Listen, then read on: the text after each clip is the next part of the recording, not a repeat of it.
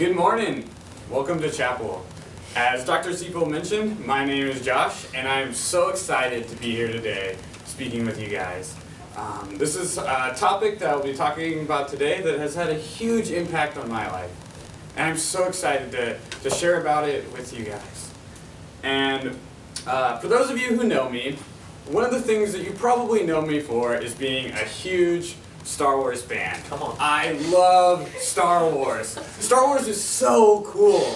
And so like you might have seen me around campus wearing like 5 or 6 different Star Wars shirts, or you might have seen me in my Jedi robes running around with my lightsaber. I love that stuff. I love Star Wars, and I feel like that's something that I've come to be known for here at this school. And I'll go around and like people will high five me and be like, I love your Star Wars shirt, I love your enthusiasm.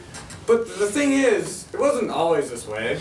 Back when I was in high school, now that was before the new Star Wars movies came out, so it wasn't really cool to like Star Wars. It was actually like nerdy, and so you did not want to like Star Wars at my school.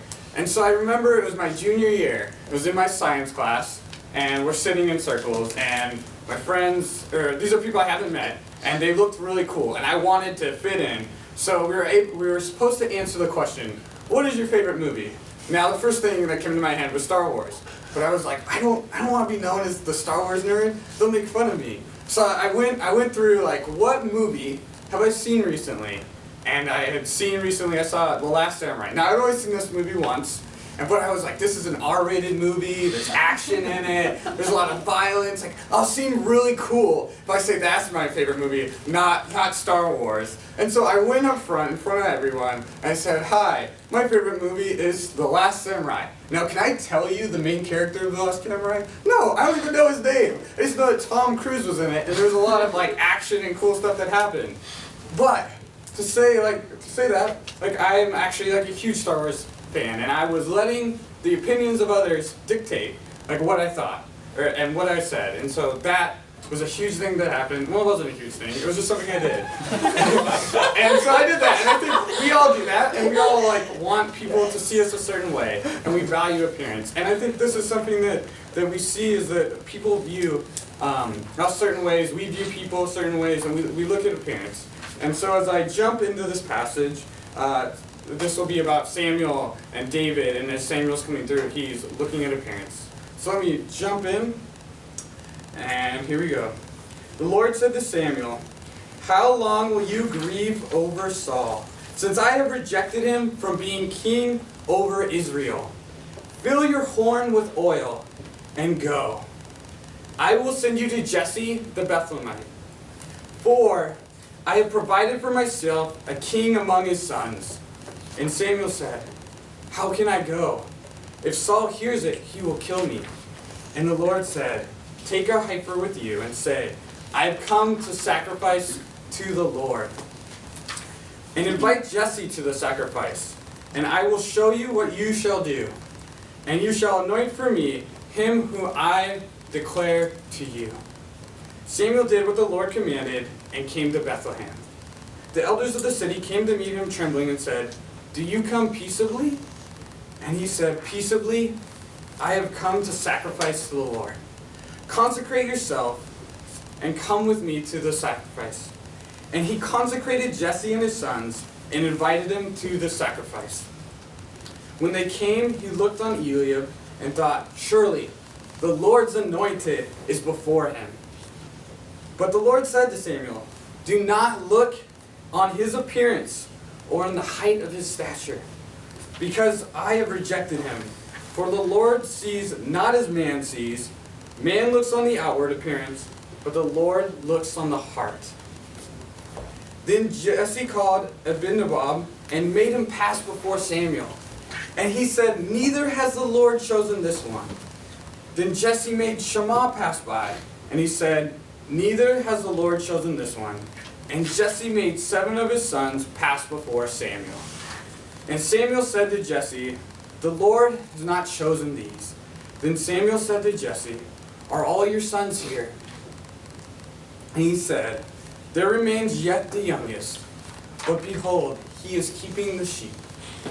And Samuel said to Jesse, send and get him, for we will not sit down till he comes here. And he sent and brought him in. Now he was ruddy and had beautiful eyes and was handsome. And the Lord said, "Arise, anoint him, for this is he." And then Samuel took the horn of oil and anointed him in the midst of his brothers. And the Spirit of the Lord rushed upon David from that day forward.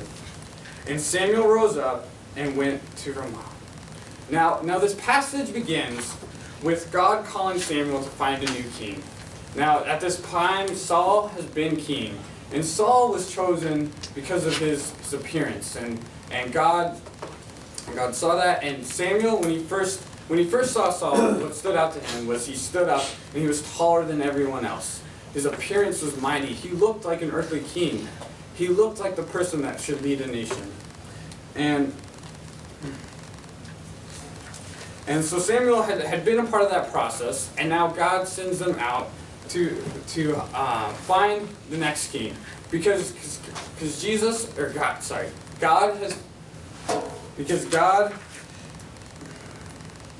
God called him to look for. He set aside. His king was with Jesse. He said, "My king, the person that I have for you, will be with Jesse." And so God calls Samuel to set up a sacrifice to the Lord, and invites Jesse's family to be there, and tells them that he will show him who the anointed one is. Now he goes to Bethlehem. He meets with the elders, and he consecrated Jesse's family and has them come to the sacrifice. And when Jesse's family gets there, they're kind of all there. And I imagine now, who remembers recess? Like going outside, you play kickball, you play basketball, but you always had to choose teams, right? And so everyone would line up, you'd get out there, you'd line up, and if you were someone picking, you look, and then you start looking at people at different things that they have, and you look, and maybe there's that guy on the left. He's standing over there and he's got the LeBron James jersey on. He's got a headband. He's got the arm sleeve. You don't need an arm sleeve. I don't even know why you'd have an arm sleeve, but he's got it. He has the appearance of a basketball player. He's got his shorts and the shoes. He has it all. And he's standing over there and you just see him and he's like this. Just doing the athletic stance, shaking it out. He's just ready to go. And so you see that. And so you're always man, that's the guy I want on my team. I want the mini LeBron. He's got it going. That's the guy I want. And so, what we see is Samuel, he first sees Eliab. He's man, that's the guy. I see him right there. This guy looks like a king. But what we see is, in the story, in the schoolyard story, just because that kid looks like he's a good basketball player and has all of the ability, or has all the clothing, doesn't mean he can shoot or dribble. He could be super uncoordinated. But what you're looking at is you just see, man, he looks like he's good. And maybe he is good. But that's just his appearance. And so that's what we see in the story, is that actually Eliab is not the one that God has. God rejects him. And God says that he doesn't look, unlike humans, we look at the outward appearance. And God says, no, I don't look at the outward appearance. I look at the heart. And so Samuel continues to go after son, looking at each son, and continually God says, no, this is not the one. I reject them. And eventually Samuel runs out of people and comes to Jesse. He's do you have any more sons?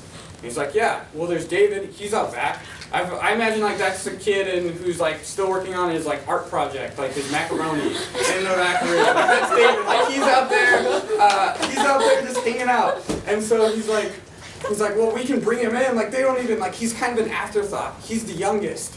And so they bring him in, and then God's man, this is the one. I want to anoint him. And David was anointed. And so when we look at this, I process, okay, why was David the one who's anointed? What about his heart? Because it says that God looks at the heart. He looks at our hearts. But what about David's heart made him stand out from all the others, from his brothers? And what we see later in Acts is it says, in Acts 13:22, and when he had removed him, and this is talking about Saul, he raised up David to be their king, of whom he testified and said, I have found in David, the son of Jesse, a man after my heart, who will do all my will. And David is chosen because his heart is after God. And see, all of his brothers were lined up. They were all older. They were probably all stronger. They had all these things that as a human you'd say, man, like that would be the person I'd want as a king. And even for Samuel, he just went through that. He selected Saul out of that same process. And the first person he looks at is Eliab. And he says, well, that guy looks like a strong king again. But he doesn't, but God looks at it differently. And what God does is he looks at the heart. And what I would encourage and process today for all of us is that God wants our hearts, not our outward appearance. God doesn't care about the things that we can do, our abilities, how fast we are, how tall we are, how good we are at leading worship, how smart, how good we are at preaching. God doesn't look at those things. He looks at the heart, and that's what he cares about. And I think that's what we do as humans, is we're always constantly looking at other people's appearance. But I think when I process that, like if I'm constantly looking at other people's appearance, am I looking at my own appearance? Like just in my day-to-day life. Are we looking at our own appearance? And are we putting our heart more in our own appearance? Or are we putting it in what God thinks of us? And what God says to be true about us? And I think, and this is not to say that our abilities or our appearance are a bad thing. As David, we see that it says that he was ruddy. And what ruddy means is that he was in well health. He was a good-looking dude. He was attractive. And so, like, it wasn't that David was, like, an unattractive guy. I usually just read this and I assume that David's not as unattractive. But no, he was an attractive dude. And so, like, he was an attractive dude. And so, God chose him not because of that. He's like, he knew that. But as God says, he looks at his heart. And so we can be, it's not a bad thing to be good at stuff or have a good appearance. And it's not a bad thing to have, like, a bad appearance or, like, those like times where we don't feel like we're good enough. God doesn't look at that. He looks at our hearts. And he wants to use people whose hearts are after him, and he doesn't care about the abilities. And so I think sometimes, like for me, like I think about my appearance or putting my appearance in the right place, or my abilities and the things that I do and the things that I say. Like how many times have I read my Bible and different things. But God doesn't care about that. He just wants my heart to be after him and not have the appearance that I am like a good Christian or I am something else and like a good person. And when I think of all this, like Jesus did not come to earth to die on the cross for our own abilities. He didn't come to earth for our outward appearance, for what we look like, how good we are at stuff. He came and he died for our hearts because he wants to be in relationship with us. He cares about us as humans, and he wants our hearts. He doesn't care or use the people who like are the best. He uses those who love him, and we see that in David. He uses David because David loves him and wants to pursue him. And so what I would encourage all of us is that God wants our hearts. So let's give him our hearts. Let's give him our hearts daily. Let's be present in that. And in the times when I think about when I wake up in the morning and how much time I spend on getting myself ready and like taking a shower and brushing my teeth, and I got to put the stuff in my hair, and it's getting more complicated for guys as well. Got lots of products, like I live on a guy's floor, there's hair dryers, like we care a lot about appearance. Like this is the society we live in. And so this guy's always flexing the mirrors, like stuff like that. But that's something we care about. But how much time in the morning are we putting into putting our heart towards God? Are we preparing our hearts towards God? And so I would encourage you daily to let's put our hearts in Jesus, let's put our hearts in God, and let God use us out of that. Rather than our abilities, our height, strength, what we think we're good at, what we are good at, and let's just give our hearts to God and pursue him in that.